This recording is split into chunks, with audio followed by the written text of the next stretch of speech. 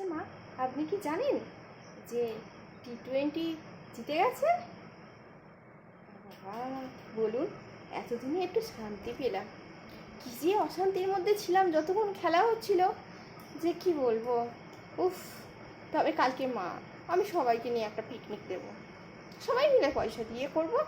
তো পিকনিক দেবো। মা তুমি কিছু বলো না। কালকের দিনটা তো একটা দিন মা, একটা দিন। আমি রান্নাবান্না সব করে যাব, শুধু আপনার ছেলেকে আসলে আপনার ছেলেরা একটু খেতে দেবেন, আমি এখান থেকে নিয়ে যাব। হ্যাঁ মা।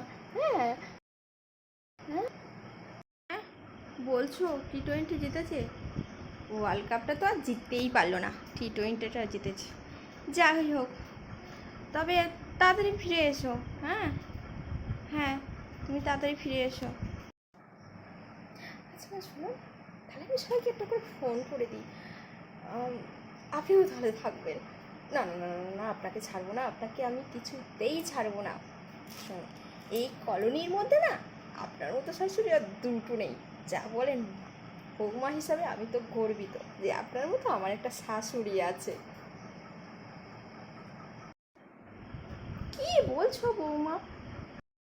নাকি আবার আমি এই বুড়ো বয়সে কি আমার ভীমরতি চাপলো? যাও যাও, তোমরা বন্ধুরা মিলে আনন্দ করবে বলছো, আনন্দ করো, আমার এর মধ্যে আর জড়িও না, কেমন?